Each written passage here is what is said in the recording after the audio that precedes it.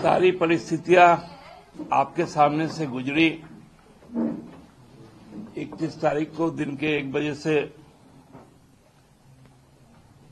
जो राजनीतिक नाटक शुरू हुआ, जिसके मुख्य किरदार कई लोग बने।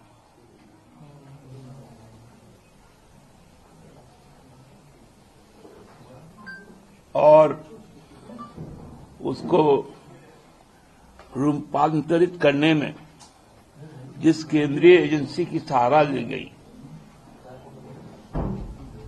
उसको भी लोगों ने देखा। लोगों ने अपने राज्य के संवैधानिक प्रमुख को भी देखा। लोग ये भी देखे कि यह राज्य 40 घंटे तक अनिर्णय की स्थिति में था, अभिभावकहीन था।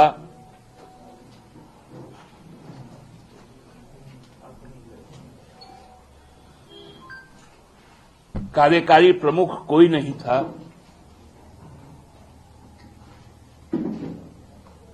केवल और केवल असंवैधानिक साजिश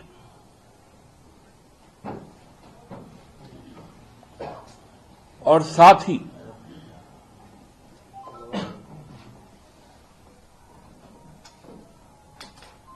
ऐसा एक माहौल कि कहीं मेरी नौकरी तो ना चल जाए। राज्यपाल महोदय की स्थिति और कल का भी जो घटनाक्रम हुआ, उसके बाद राज्यपाल महोदय का दिल्ली जाना, ये संपूर्ण चीजें आप देखेंगे तो आपको लगेगा कि किस प्रकार केंद्र की सत्ता डरी हुई है, भाजपा के लोग डरे हुए हैं।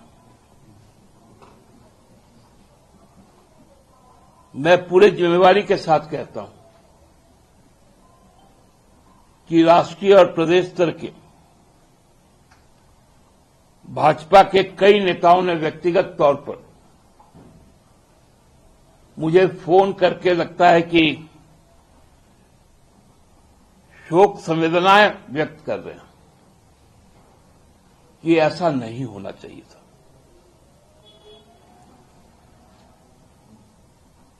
इस राज्य का लगभग 4 करोड़ लोग आज हृदय से दुखी हैं। चौक चौराहों पर,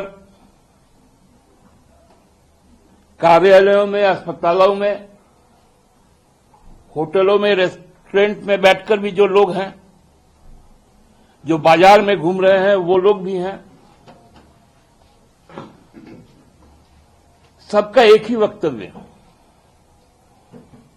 कि ऐसा नहीं होना चाहिए था, लेकिन ऐसा हुआ। और ये हुआ, इसकी परिकल्पना हम लोग 29 दिसंबर 2019 को शाम से ही व्यक्त कर रहे थे, जब हेमंत जी ने जनसमक्ष मोराबादी मैदान में राज्य की जनता के लिए सरकार गठन का शपथ ग्रहण किया। क्योंकि एक बहुत भारी चोट थी भारतीय जनता पार्टी के लिए। 2014 से 2019 तक जो इस राज्य के अस्तित्व को ही मिटाने की परिकल्पना कर रहे थे, इस राज्य को ही विघटित कर देने की परिकल्पना कर रहे थे, वो जनता के द्वारा नकारे गए। लेकिन ये राजनीतिक ढीठ लोग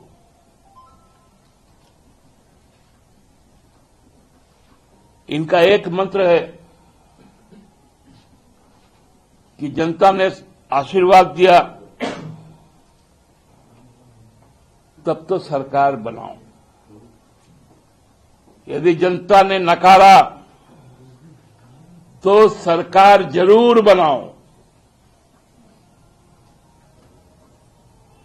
इसका उदाहरण कर्नाटका ने देखा था, मध्य प्रदेश ने देखा था, महाराष्ट्र में देखा था। बिहार ने भी हाल के दिनों में देखा है।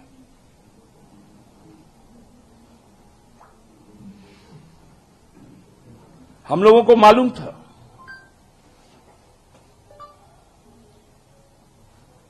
क्योंकि जो नारा था यहां के जन जन का, हेमंत है तो हिम्मत है, वो जानता था कि हिम्मत के साथ आगे नहीं बढ़ पाएगा, इसलिए चोर दरवाजे से अंदर घुसो।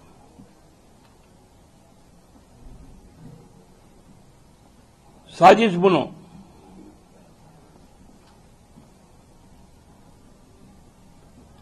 आज हमको लगता है 72 घंटे हो गए, रिमांड आ गया, लेकिन क्या आपको मालूम चला कि धारा क्या लगा गिरफ्तारी का?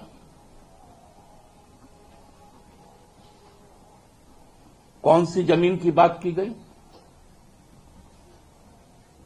उसका कोई डॉक्यूमेंट्री एविडेंस है कि नहीं?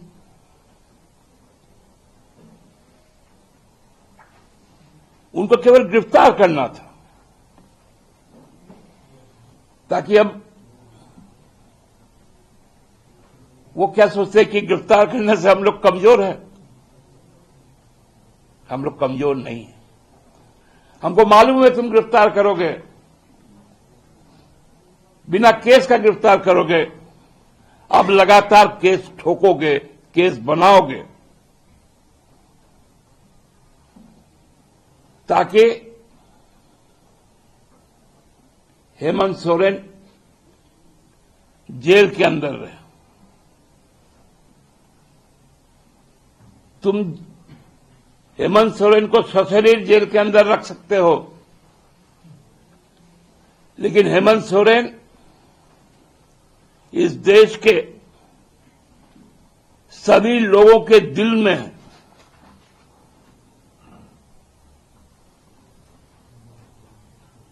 बिना कोई प्लान बनाए जिस प्रकार का लॉकडाउन किया गया कोरोना काल में, उस वक्त में लोगों ने देख लिया था कि हेमंत है तो हिम्मत है, हेमंत है तो जीवन है, हेमंत है तो जीविका है।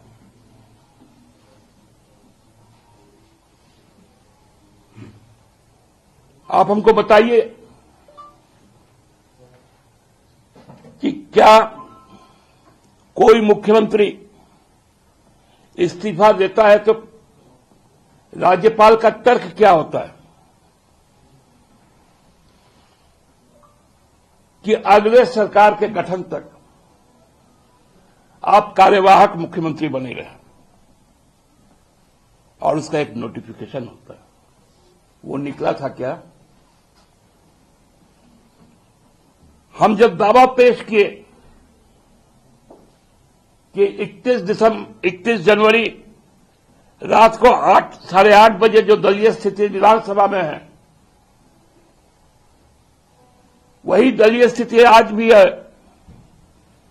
और हमारे द्वारा चुने गए नेता को आप शपथ ग्रहण के लिए बुलाए,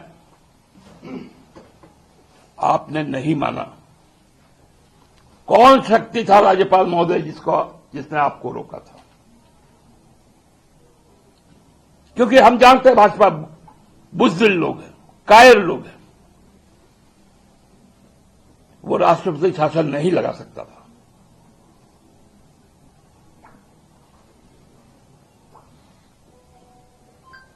ये राजनीतिक कायर लोग झारखंड का चरित्र जानता है। ये सिद्धू कानू का जमीन है, भगवान बिरसा का जमीन है, फूलो झानो का जमीन है, शेख भिखारी का जमीन है, वीर बुद्धू भगत का जमीन है, नीलांबर पीतांबर का जमीन है, पांडे गणपत राय का जमीन है, शिबू सोरेन का जमीन है, शहीद निर्मल महतो का जमीन है, हेमंत सोरेन का नेतृत्व है। हम लोगों ने उनसे कहा दूसरे दिन, महोदय हम अभिभावक विहीन है, कार्यपालिका का कोई अभिभावक नहीं है, कोई आपदा की स्थिति होगी, कौन निर्णय लेगा? क्या आपने यहां पर अपनी शासन व्यवस्था कायम की है? मौन रहे। शाम को उनके दरवाजे में जाकर दस्तक दे कह रहा है, मौन रहे। अब जब आक्रोश देखा लोगों में, रात को 10:30 बजे सांप सूंघ गया भाजपा को और बुलाना पड़ा, आप आइए और सरकार गठन कीजिए। बुलाना पड़ा कि हेमंत सोरेन ने जिस लकीर को खींचा इस प्रदेश के लिए, उस लकीर पर आप आगे सरकार को चलाइए।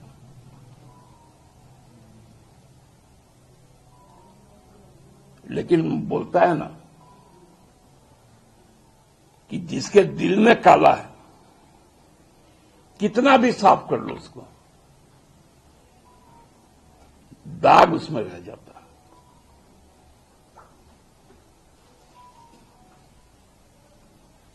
माननीय राज्यपाल महोदय, आपने कैबिनेट के निर्णय के बाद अपनी सहमति दी कि 9 तारीख से बजट सत्र आहूत करें।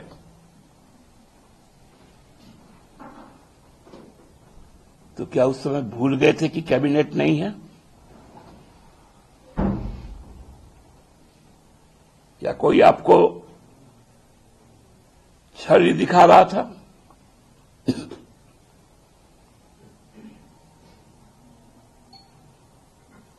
माननीय राज्यपाल महोदय, आपने किस आधार पर कहा कि हमको बहुमत सिद्ध करना है? आज तो कोर्ट में भी कहा हेमंत जी 5 तारीख को जाएंगे विधानसभा।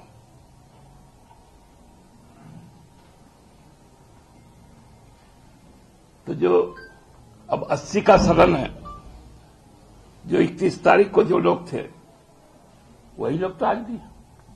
तो विश्वास मत किस चीज का?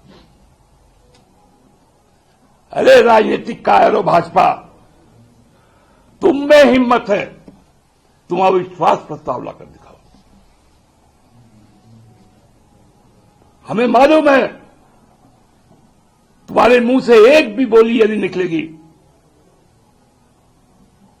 जनता तुम्हारा मुंह तोड़ जवाब देगा।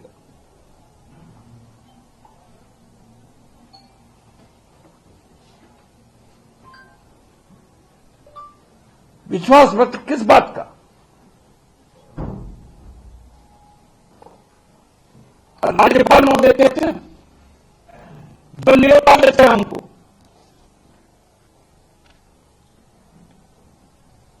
हमको तो लगता है कि नीतीश जी से बड़ा प्रभावित है।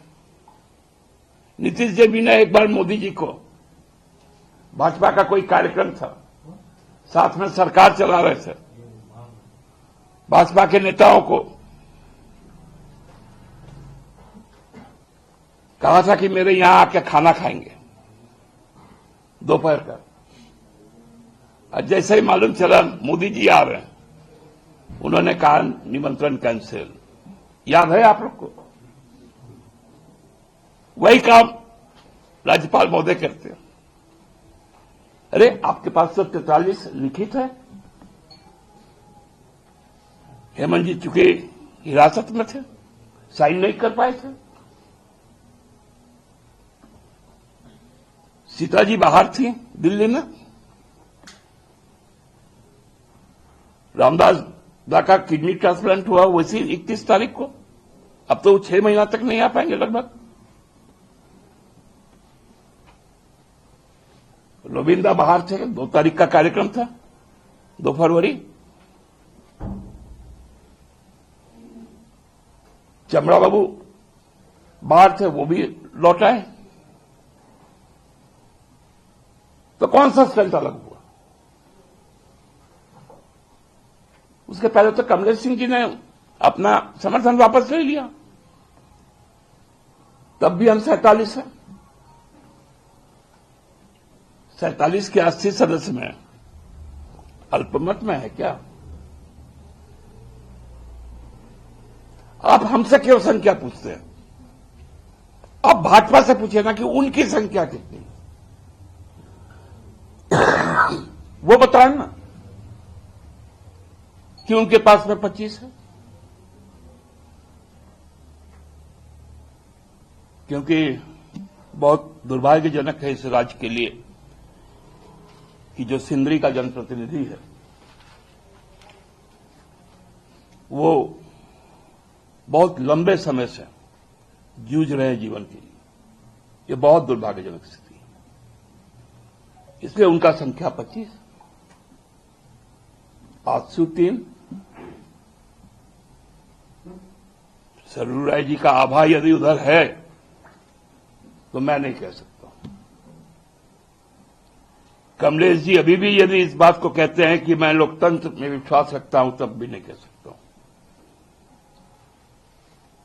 अमित यादव जी को भी अब चूंकि किसी से संबंधित नहीं है, उनको भी हृदय से अपना जो पुकार है उसको सुनना पड़ेगा।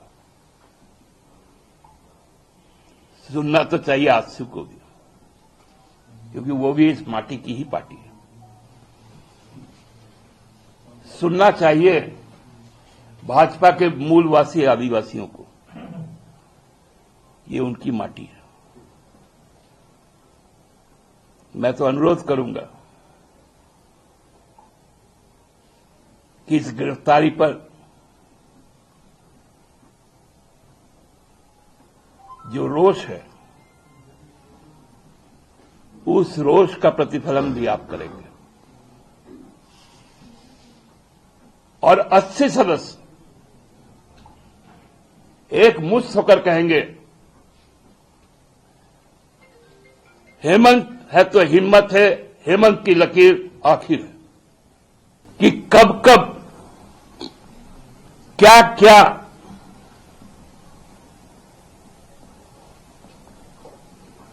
अनलॉफुल पॉलिटिकल एक्ट किया गया। ये लोग बहुत यूएपीए करता है ना,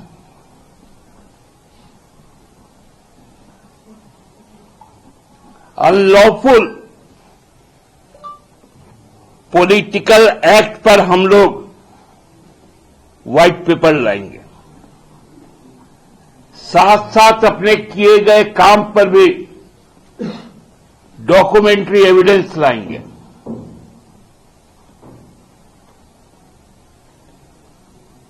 तब बताएंगे लोगों को।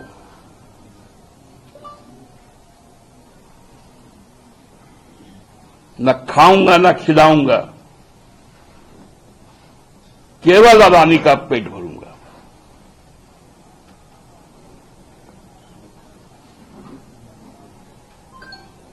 जब भारत ही खा गया आदमी, तो अब कौन खाएगा नहीं खाएगा। बहुत बहुत धन्यवाद साथियों। इस अपील के साथ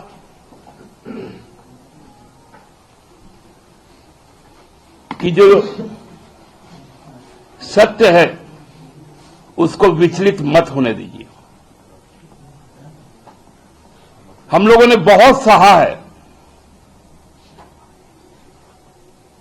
आपका भी जो प्रसारण था हमें व्यथित किया है।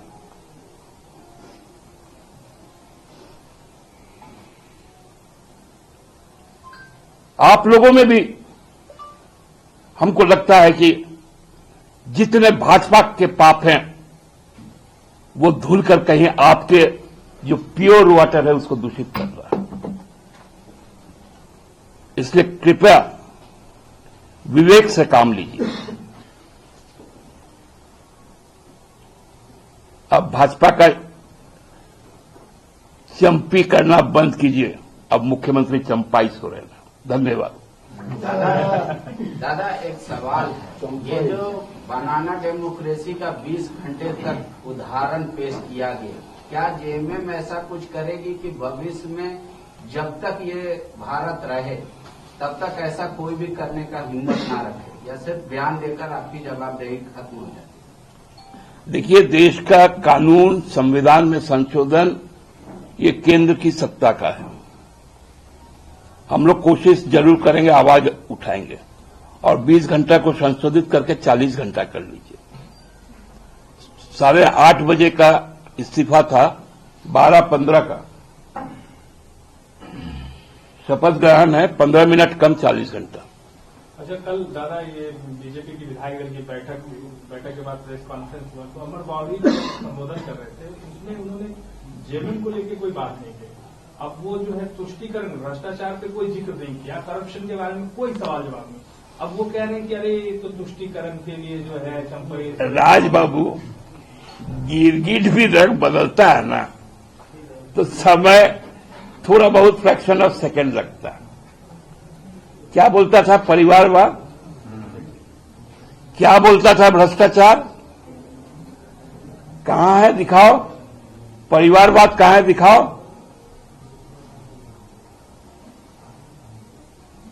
ये नीतीश है क्या? बोलो। अमर बावरी बोले हेमंत ने भ्रष्टाचार किया है, बोले शिबू सोरेन परिवार के लिए है, बोले। मुंह छुपाने का जगह नहीं मिलेगा भाजपा को। दादा, बीजेपी कह रही है कि आपके विधायक पॉलिटिकल टूरिज्म कर रहे हैं और सरकार इनसिक्योरिटी में फंसी हुई है। सुनिए ना, आप लोग का भी स्मरण शक्ति पे कभी कभी हमको तरस आता है। खाली गुवाहाटी नहीं, बैंगलोर का भी याद दिलाते हैं और मुंबई का भी याद दिलवाते हैं। हाँ, रायपुर भी हम लोग को याद है। हम लोग को तो कौन फॉल्स है, लतरातुर डैम भी याद है। हम कहां भूलते इस बात को। हम लोग भी तो याद दिला रहे दादा आपको। तो हम भी तो बोले कि ठीक है। अरे हम लोग तो सोचे थे अयोध्या जाएंगे। पहले दिन यदि विमान उड़ पाता तो वो अयोध्या जाता।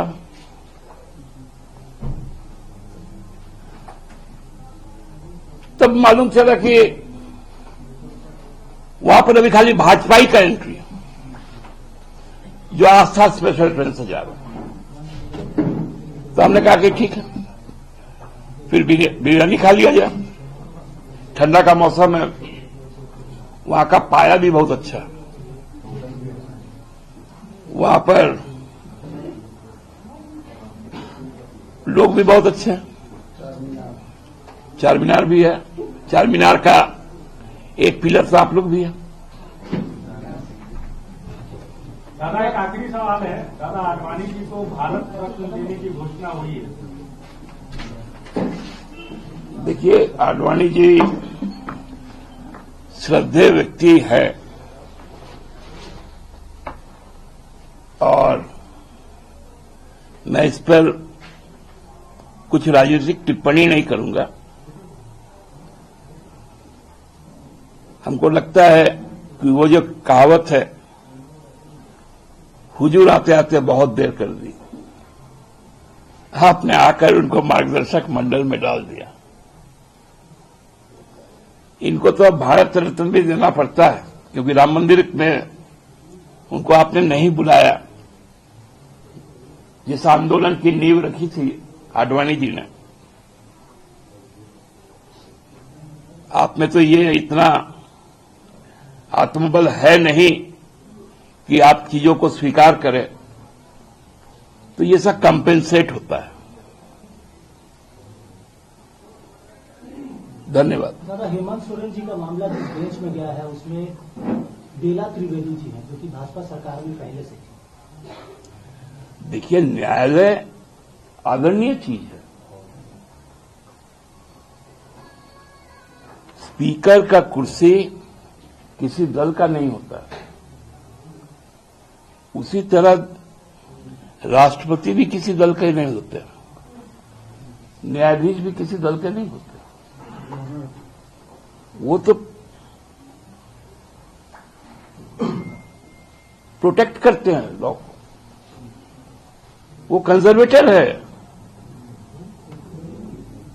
इसलिए उनका पूर्ण सम्मान है। दादा, एक सवाल है कि झारखंड में जो जनता है वो आपकी सरकार को चुन के लाई है और आपके अनुसार बीजेपी काफी इस राज्य को अशांत करने का कोशिश कर रही है, तो आखिर में आप लोग इस तरह का जो वातावरण बन रहा है तो आप लोग जवाब इसका कैसे देंगे, या इसी तरह झारखंड हमेशा अशांत रहेगा?